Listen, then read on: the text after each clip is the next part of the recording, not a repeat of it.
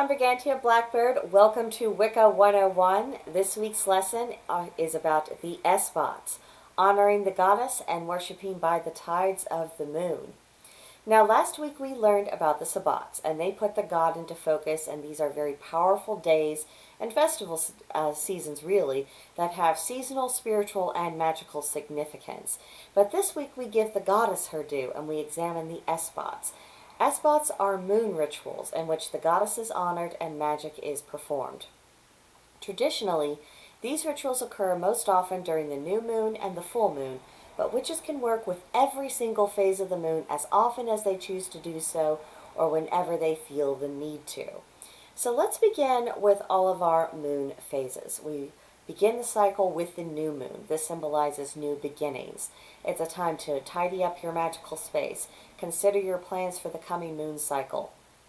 It's also a good opportunity to consecrate or reconsecrate tools and also to perform dedications or rededications of yourself. Some covens like to do initiations during the new moon. Then we have the waxing crescent moon. This is the moment to set intentions. You are putting spell work into motion. You have made sure that you have removed any obstacles that could be in the way of your intention to the extent that it's within your power to do so. And you get focused. You get this one idea, this one sharp, clear idea, and you just keep your eyes on that. Next, we have the first quarter moon, and this is the moment when we take action. If you are feeling the need to do additional spell work to strengthen your original intention, this would be a good time to that. You also take practical steps to support your magical work. One of the reasons why sometimes our spells will fail is if there's a conflict between our magic and our practical action. It is much better to be having these energies working in concert with one another. Because if we have our magic doing one thing that we say we want to do, but our actions tell a different story, that's sending mixed signals out there, and our energy is literally canceling itself out. So keep that in mind. This is also a time to put all of our energy into our stated goal. Then we have the waxing gibbous moon. That's a moment to refine and to hone what you've been doing. By this time, your intention should be taking some shape. You can adjust your plans as is necessary to improve your odds of success. This may also involve additional spell work or meditations, path workings, visualizations. There's a lot of different things you can do. The main thing is to not let up in your effort, keep up your momentum, let the non-essential fall to the wayside. Sometimes there are things that are just not particularly important that we've been giving too much attention to, and we need to put them back in their proper place so we can focus on what we are actually needing to achieve. Then we have the full moon, and this is the time of manifestation. You can see what you have wrought. It has been brought into being. You can celebrate your results, hopefully, if things have worked out well. And this is also a time to honor the goddess and really put her in the center of everything. After the full moon, we have the waning gibbous, and that's a time for reflection. So you think about what you were able to do and also perhaps what you were not yet able to achieve. So then you consider your goals and you think about what is the best method for achieving those goals and to start making a plan. It's also a good moment to show gratitude and thankfulness for what you have been able to accomplish up to this point. And this is especially important if you have a larger goal and you're having to work on it by chunks. Just taking a moment and feeling glad about what you've been doing, that can help boost your spirits and stiffen your resolve as you keep moving forward with that larger goal. And then after the waning gibbous, we have the third quarter moon. This is the time for release and banishing. So let go of what is no longer serving you. Do an autopsy of what hasn't worked with your spells. Try to figure out why and what went wrong, and then resolve not to repeat that which has been proven ineffective. Doing the same thing and expecting different results is the working definition of insanity. Do not drive yourself crazy on the magical level. It is not going to be good. So there is some honesty that is going to be required, and sometimes that doesn't always feel good, but it is still a very necessary process, and we need to build ourselves up to where we are strong enough to do these things. There's no such thing as a weak working witch. Because if you actually are a witch and you're actually working on your craft, that kind of psychological weakness is not something you can afford. So in one way or another, we all work on overcoming that. Another thing to be doing at this period of time is to examine what is holding you back, what makes you feel trapped, and then take that thing or that circumstance or even that person and kick it right out the door. Get rid of it. Then we have the waning crescent moon, and this is a time of surrender. Whatever has happened, happened.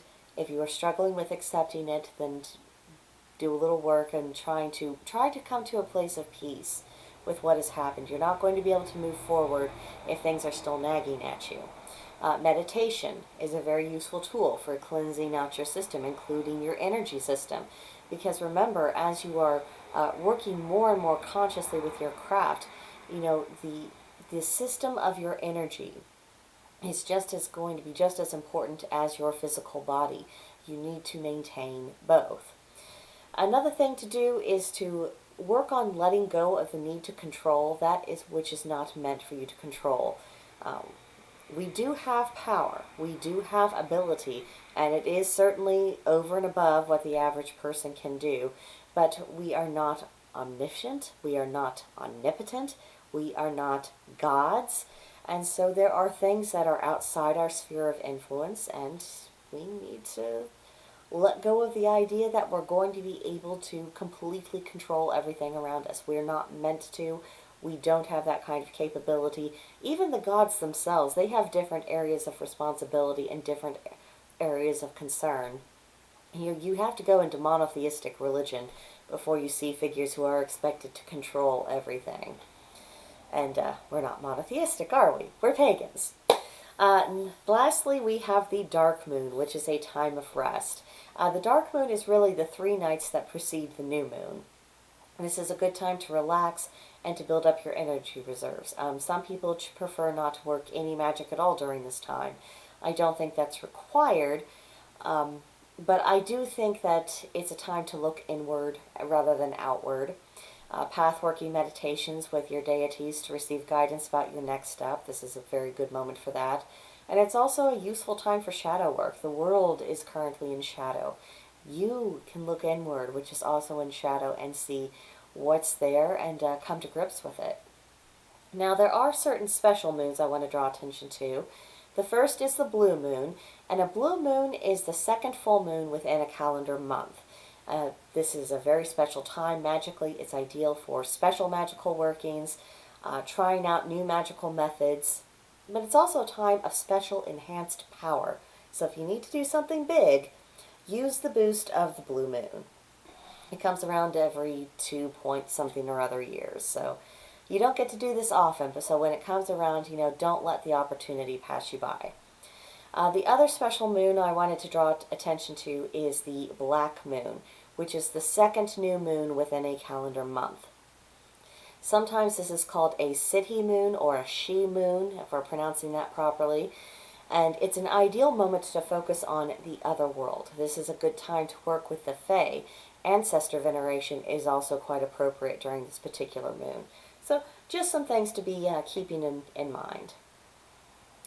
Now we can tailor our Esbat rituals first by the season.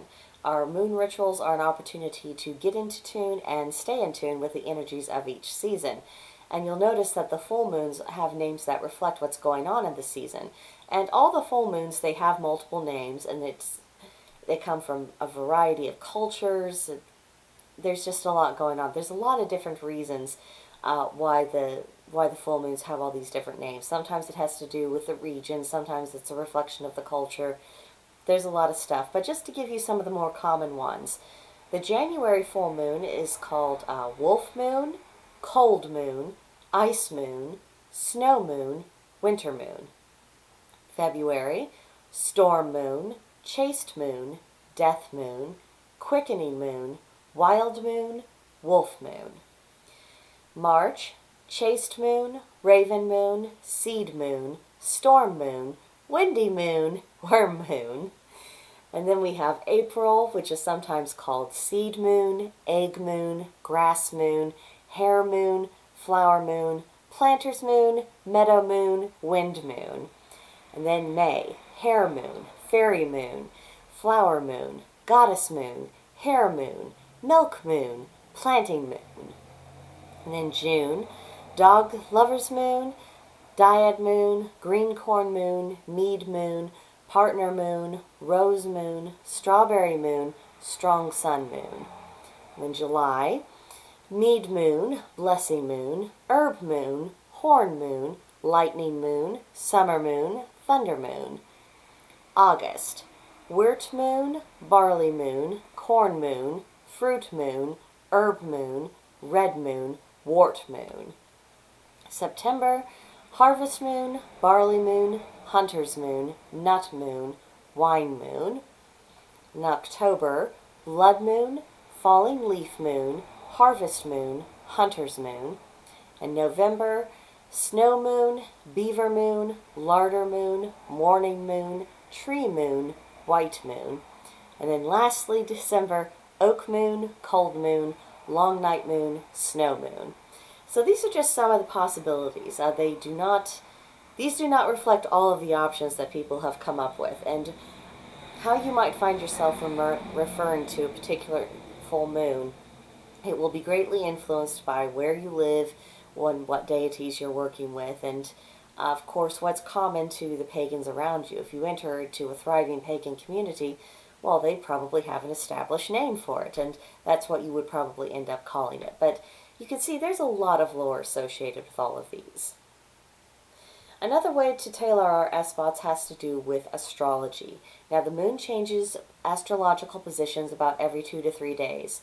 And now the new moon occurs when the moon is in the same sign as the sun's current astrological position. And the full moons occur in the sign that is opposite to the sun's current position. And examining the natural energies of these astrological signs is just one way to focus your moon rituals. This can actually stack the odds of success in your favor for any spells you're doing at this time, because if you are moving with the natural flow of energy and not against it, well, it's a lot easier to get things done. So it's something to keep in mind. You do not have to be a full-blown astrologer or have any particular expertise in order to do this. Simply looking up what sign the moon it is, looking up what general meaning that has, that's enough information for you to get started with. So don't be intimidated. Now, another way to tailor our Esbats is to keep in mind our personal needs, and I'm going to toss in a little bit of moon lore here. But first, personal needs. Do not forget the needs of your actual life. All of us are going through something, and we're all working to deal with our challenges, and to focus our moon rituals on things that are very specific to us. It's one way amongst many that we can address these issues. Now, if we're working within a coven, we might not be able to do this as much, but certainly if we're working as solitaries, absolutely tailor your intentions around things that you actually need. Pardon me. But now the phases of the moon, they mirror the phases of the goddess. And actually the moon cycles, they do represent all the ways in which the goddess tends to relate to us, kind of like her main ways of relating to us. And this is the general rule of thumb. When the light of the moon is growing, that's a maiden moon, so you're working magic that's meant to increase something, to grow something, to nurture something. The full moon is at the height of power. That's a mother moon, and it's magic that is manifesting at this time. You are seeing results. You are seeing the fruitage of your work. Now, then when the light of the moon is waning, that is a crone moon. So at that point, you're working with magic that is meant to decrease something. That's why there's so much focus on releasing, banishing, letting things go. Now, during the full moons, we can draw down the moon, in which we are taking in the energy of the goddess herself within ourselves. And when we are in this state, we can work very strong magic because she is lending her power to our work. And this is also an opportunity really to commune with the goddess at a really deep, intense level. And we also at that moment have a direct line of communication. We can receive her guidance. Some people receive prophecy. You never quite know what she's going to see fit to tell you, but it's the moment when you are closest in line with her and you are able to hear her voice the most clearly. Now another thing, and I realize this is a little icky, so if you're a man or you're a boy, just cover your ears for a couple seconds. Yeah, here's what we'll do. I'll put my hands on my ears, and when I take my hands off my ears, you can take your hands off yours. So here we go. So when female practitioners are on their periods, that is a particularly powerful time for magic, and it's absolutely ideal for doing some of your biggest and your best work, whether it's performing divination, pathworking, meditation, spells, whatever you're needing to do. So there is actually a silver lining to your monthly inconvenience. Okay, fellas, now it's safe. Then, last note about the moon is that ideally the moon rituals do take place at night, but sometimes that's not always possible. And I would say it's better to perform an Esbat ritual, even if it has to happen in broad daylight, than it is to skip it in its entirety. So, just a few things to keep in mind with all this very basic information. Our Esbats are important for both our spiritual and our magical lives, and whether our celebrations are solitary or with a group, whether they're simple or elaborate, whether they're seasonally focused, astrologically focused, or personally focused, the important thing is to mark these occasions in a way that we really benefit from them. So, that is the Esbats. Next week, our Wicca 101 class will be Witchery by the week, Magical Correspondences by the day, so be sure you come back for that. Our homework for this week, should you choose to accept it, is I've got 5 questions for you. Question 1. What moon phases are the most traditional for Wiccans to celebrate with ritual? 2. What are the differences, magically speaking, between a waxing, full, and waning moon? 3. Describe ways that moon rituals can be personalized to benefit the practitioner. 4. Check a calendar to see what the current moon phase is. What kind of magic is best to perform at this time, and how would you apply that to your own life? 5. The energies of the moon are like a tide. They ebb and flow, come in and go out. Meditate to learn how to feel these energies instinctively. So, that is what we are up to this week. If you would like to share your answers to the homework questions, we have a study hall channel in Blackbird's Brew. I'd like to see some conversations get started there, because I think the more people talk about ideas and pick them apart, the more you understand it on a deeper level. And of course, our discussion for this particular class is going to be taking place Sunday, October 17th, 2021. We will be in the workshop voice channel at Blackbird's Brew at 3 p.m. Central Time. So there will be a link in the description box below for you to join Blackbird's Brew, and you'll be able to have access to our voice conversations along with other content. And for now, I think that's it. So if you haven't already, please subscribe, like, and comment on this video. I would really appreciate it. And of course, I will see you in another video another time. Bye.